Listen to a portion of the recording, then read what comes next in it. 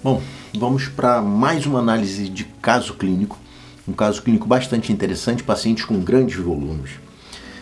Quero que você observe nessa paciente, uma paciente jovem, uma paciente bonita, mas com um grande volume na região cervical. Nessa região cervical, ela tem realmente um volume no qual nós chamamos um ângulo cérvico-mandibular tipo 4. O que seria isso? O que é o ângulo cérvico-mandibular?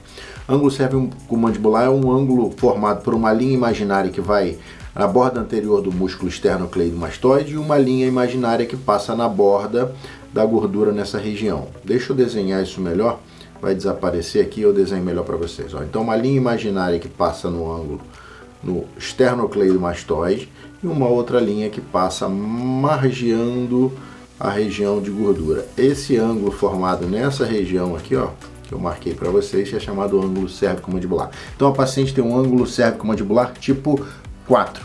Então, qual é o procedimento para fazer numa paciente como essa, uma paciente jovem, né? Então essa região cervical toda a gente precisa fazer primeiro, numa primeira etapa, removendo toda a gordura dessa região, inclusive indo mais baixo até, na região cervical. Então toda essa área vermelha tem que ser trabalhada antes da gente partir para a região de face.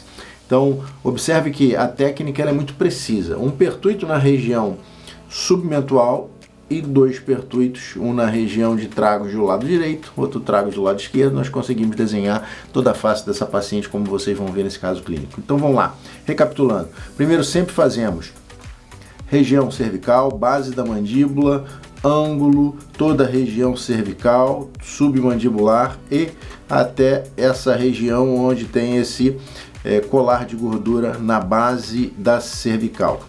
Depois dessa etapa, vamos para a face, onde fazemos toda a área blush, trabalhando bastante a região de área blush e também a região de jaws. Num traçado simples aqui, feito a mão aqui pelo mouse, a gente vai estar trabalhando, mostrando o trabalho nessa região. E outra coisa, trabalhamos muitas vezes a região temporal do paciente, temporozigomática, onde tem às vezes grande volume, e lateralmente, quando olhamos de frente, às vezes percebemos o rosto da paciente mais largo. Quero que vocês observem o que vamos ver na segunda foto, que é exatamente uma evolução. A paciente com mais volume, com menos volume e já cicatrizado. Eu quero que vocês observem esse formato e em seguida nós vamos falar sobre a região cervical dessa paciente. Vamos lá. Então, ó, volume. Olha essa paciente então em decúbito dorsal. Observamos então, ó, um volume muito grande nessa região. Deixa eu pegar um lápisinho aqui, ó. Muito grande nessa região, onde nós vamos trabalhar toda essa região cervical dela.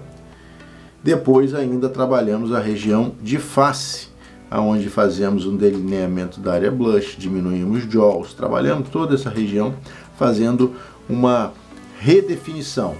Esse é um pós-operatório de 3 dias. 3 dias de pós-operatório, você observa ainda os risquinhos da taping aqui, ó, da lipotaping, da fita kinésio que nós usamos para que ocorra um desenho melhor e também não tem edema, não tem hematoma. E 48, 72 horas nós temos esse resultado de uma face inteira que foi trabalhada. Então um caso bastante interessante, um caso no qual nós podemos perceber exatamente essa evolução.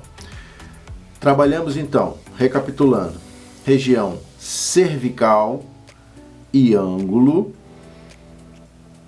toda cervical, inclusive esse colar cervical.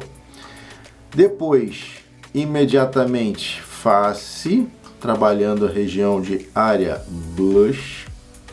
Depois, trabalhamos a região toda de jaws, aonde com pertuito na região de tragos, nós conseguimos fazer toda essa região.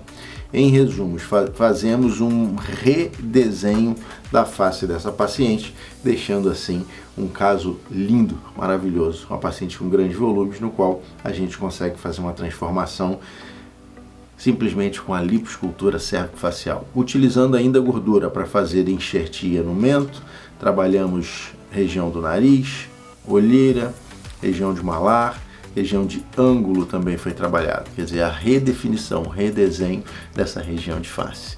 Esse é um caso de lipoescultura mais avançado, no qual nós temos grandes volumes para grandes desenhos serem renovados à face do paciente, serem executados novamente, trazerem um redesenho, uma rearquiteturação, um rearquiteturamento dessa face, um redesenho, drawn face, desenho de face.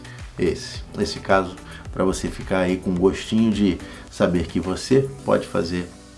Se você é profissional da odontologia, você pode fazer técnica que resolva a vida do seu paciente.